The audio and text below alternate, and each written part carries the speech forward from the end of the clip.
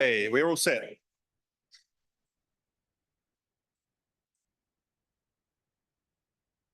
Hi, everybody. Can you hear me? Cool. I'm going to talk a little bit about education and why we have suddenly got this booming absolute need for education. You might have already heard this, but currently we're 1.1 degree higher in terms of global warming average temperature than we were pre-industrial age. 1.5 degrees is absolutely baked in. There is nothing we can do at this point in time that's going to stop us from going above 1.5 degree.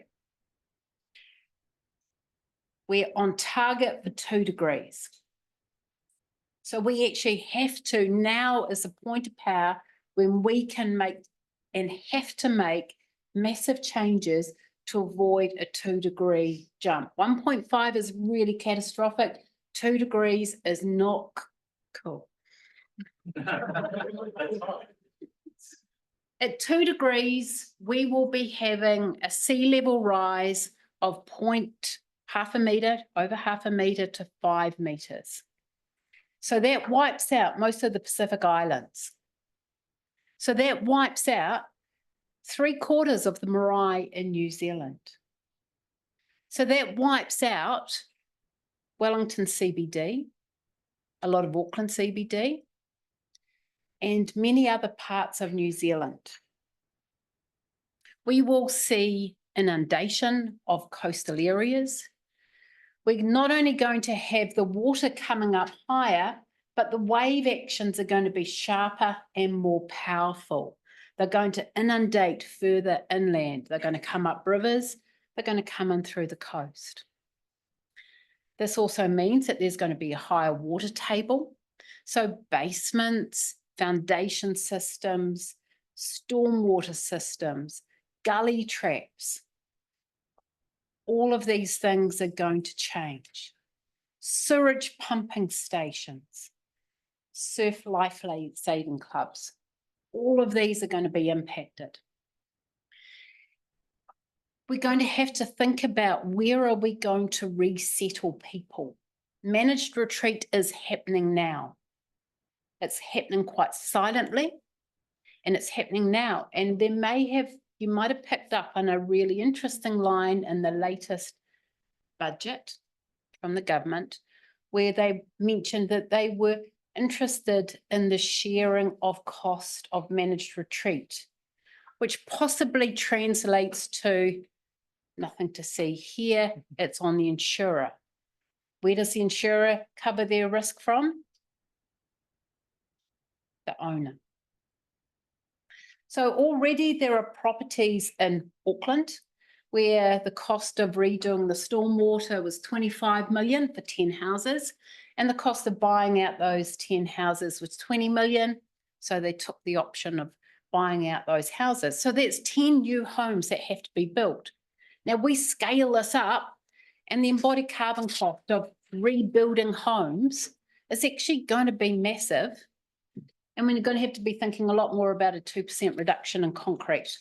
We're going to have to be thinking about a whole different way of building. At 2 degrees temperature rise, we're going to have an increase in rain bomb events. The 1 in 100-year flood will happen every year. The rain will be wind driven, so you're going to get a lot more weather penetration into your building. So the detailing that we do, the flashings around windows, the stormwater runoff, the eaves, these all need to be thought of really differently. And we need to start building that now, given the slow churn of our building stock, because what we're building in this decade is what we're going to be living in 80 years' time, assuming it's still fit for purpose. So where we build is really critical, and how we build is really critical. We need to rethink our foundation systems, our roof design. Flat roofs are going to be the dumbest thing out. Wider eaves to protect from the rain bombs, totally different stormwater systems, much bigger capacity. Gutters are going to need to be much bigger, and downpipes. We need to be thinking about the 100-year flood now. And we're going to have a lot more heat waves. I've got good friends in America at the moment who have had 3 months of 30 to 40 degree temperatures in their gardens fading, and they've got water restrictions and their plants are dying, and they think the municipalities council's being really mean because they won't let them pour water onto their garden, and they stay inside and run the air conditioning harder, and they go to the mall and buy consumer shit that they probably don't need because the mall's cool. It's a place to be. So we need to think really differently about our urban design and our building design. We're going to need a lot more shading. Trees are great. They give us both a carbon sink and they give us shade. We're going to need to start thinking about having white roofs. This current trend of a black roof or a cracker green or a grey fries, that's pretty dumb.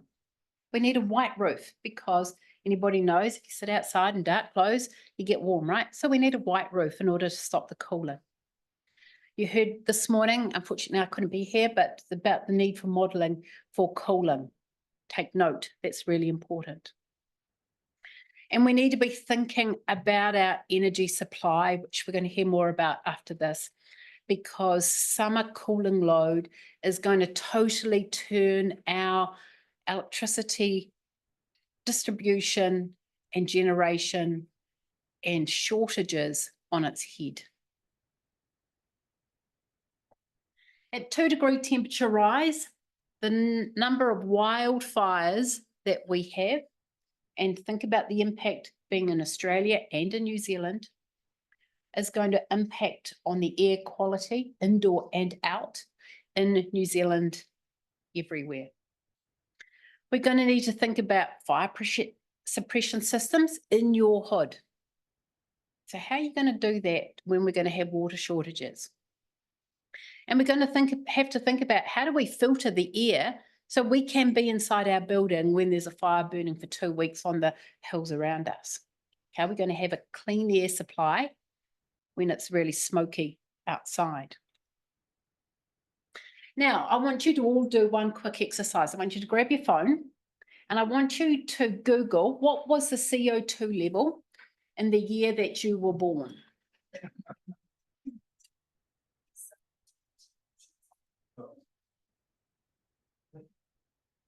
And then I want you to put it on your LinkedIn profile. I was born at the CO2 level of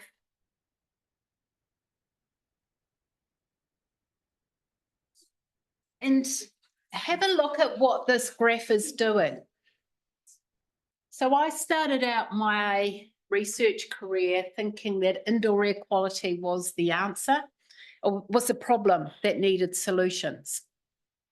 And ventilation is the solution to indoor pollution, right? But only if the outdoor air is good. And so anybody who's done a long drive in their car will know that there comes a point in time when you're cruising along in your nice possible for your car and you start getting the nods. You get out of the car, run around 3 times and you've suddenly woken up. All you've done is given yourself a little bit of oxygen, right? So you're in your car and the air is getting more and more stale. We're in this room. It's quite full. The air conditioning's running hard, but the CO2 levels will still be building in here. Now, it used to be thought that CO2 levels were harmless and they were all about odour control. And so all the ventilation standards were about odour control. So you didn't smell armpits and other, smells that us humans make. But now we realise, and some latest research that came out of Harvard, is that every time there is another 200 parts per million increase in CO2 levels, it dulls our cognitive ability. So if we were born when the CO2 level was about 320 and it's now currently about 420. So it's the equivalent of being at a Christmas party. My brother pours me a gin and it's got a lot more gin in it than I would pour for myself. And so if you think about it, the only way I could dilute that gin is with another gin and tonic, not just straight tonic. That's where we're heading.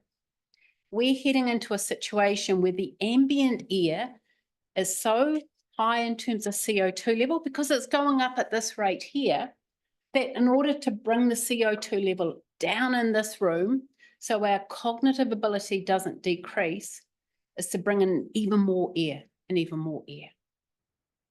And we can't stop that unless we make drastic changes now. And it's like that frog in the pot of water, we won't notice. We haven't noticed that it's going up. But if you go onto Stuff, every day they have the CO2 level and you will see it going up a couple of points continuously. So this is some of the research that's come out. Above 1,000 parts per million is harmless to health. But when we get a 5% reduction in CO2 level, it impacts on our cognitive performance. And so there will become a point in time where we actually can't get more lower CO2 levels. So we're going to need to ventilate the building more, which is going to use more energy, which is going to, you can see how the flywheel has this impact flowing on.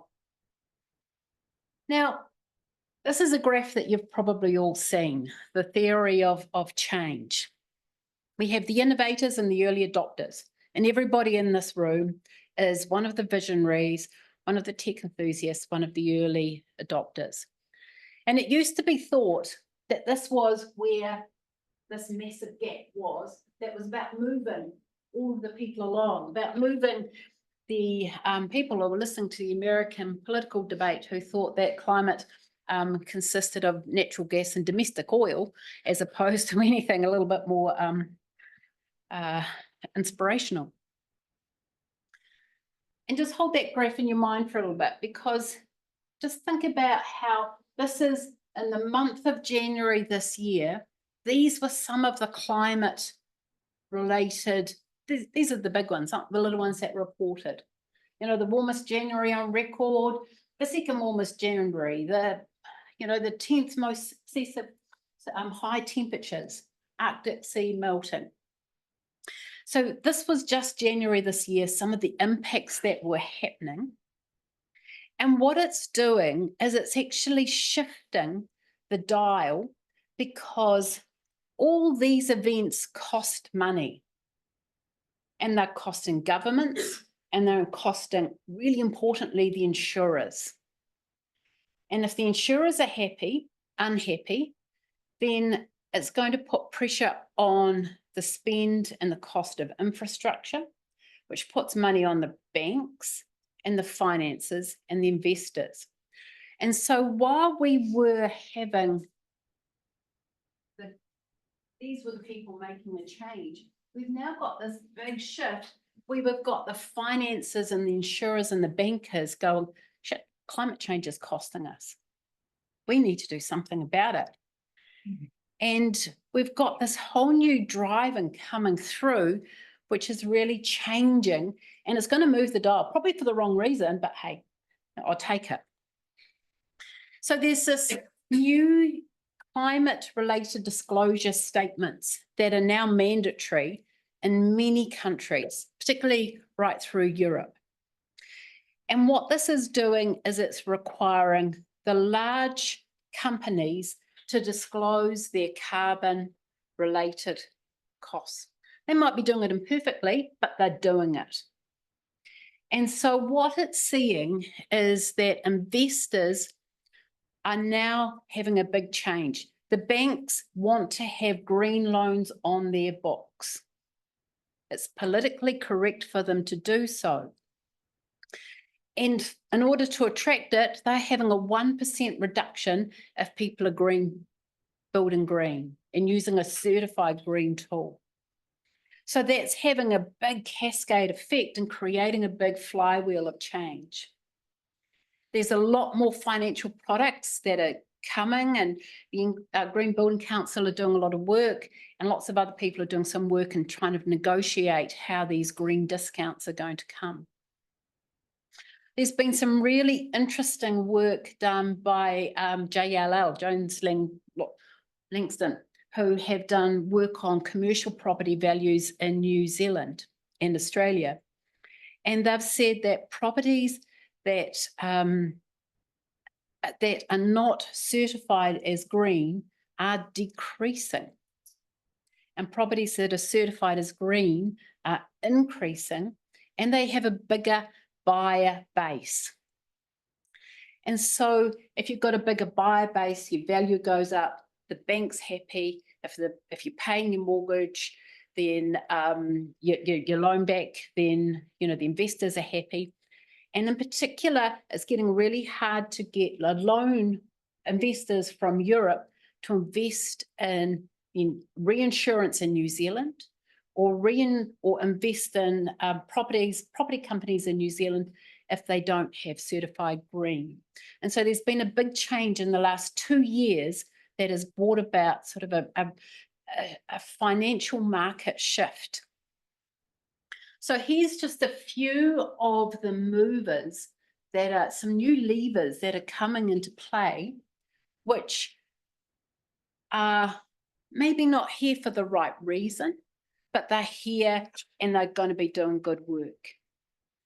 The French require either solar or green roofs on real estate. There's a lot more drive for biodiversity. There's minimal energy efficiency standards that are coming through in many of the EU countries. So moving away from just worrying about your washing machine and your fridge, what's the energy rating for the whole building? And the financial disclosure regulation, this is really big. That's actually going to drive so much more change and be so much more powerful than probably anything else that we can do at this point in time. And so, and the other thing which is a big driver is the energy crisis.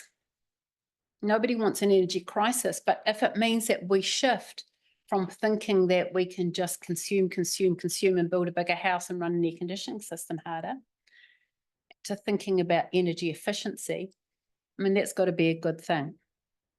So there is an urgent need to think about how do we shift peak load.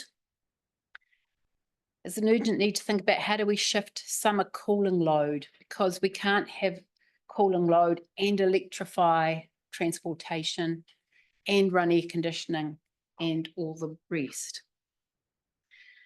It is known that we can take 75% off the peak load by having energy efficient buildings. That modelling has been done, and that's an absolute easy win, and we need to keep reminding Minister Pink and all other ministers of that. Every time you get a chance, please do nail them and say, this is what we can do. And we need to be thinking very differently. We need to be getting much more into distributed generation and neighbourhood energy schemes. We can actually put the power to the little people, and to have not waste so much money in transmission and have the embodied energy requirements of transmission. And this is probably not a slide that's easy to see from the back of the room, but if you actually see, this is the reporting regulations that are coming at us. And sure, a lot of it's a long way out, but if we've got to have a 50% reduction by 2030, that's a really interesting window of time that we are now, because I work backwards and go, who are the people who are going to be able to deliver all this reporting on carbon by 2030? Because if it takes 3 to 5 years to make a graduate, and it takes 2 years to stand up a program, we've got to get running really quickly now. And we've got to have people who see that this is actually a really huge career opportunity where you're going to have the biggest feel-good factor imaginable.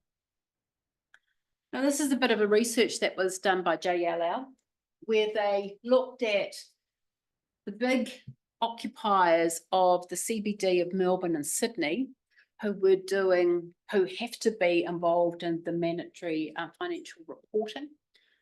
And you can see that 74% of Sydney CBD has to report their carbon. So all of a sudden, what does that do to the building stock of Sydney? And what does it do to the building stock of Melbourne and Auckland and Wellington? It is a huge dial change. And this report is actually quite interesting. It covers up some of the research which they did, where they showed that a certified building has got a lower vacancy rate, it's got a better yield, and a 10% sales premium. And you're getting that 1% finance rate. So it stacks up from a financial point of view to have an energy efficient building, to have neighbours, to have Green Star, to have other certified tools. So now we've got a sea change happening. So we're not just the enlightened and the inspirational. We've now got the finance sector behind us. The insurers thinking about their risk. We've got the investors thinking about who's going to be able to pay my loan book back and where am I going to be safe in the long term, because property investors play the long game. We've got occupants who are going to become more aware. And we've got the regulator, not always our building standards, but we've got the regulator of the finance market. And so we've now shifted the graph to all of this is taking care of itself from the financial regulation push. So now we've got to be thinking about how do we address this? How do we actually create the people who can do this work accurately without the data gaps and without fluffy data that's been influenced too much by people with interests that probably aren't quite aligned to what we believe. So the big new enabler that is going to come along is education. Coming to conferences like this, attending to webinars and doing your advanced certification and coming along to degrees.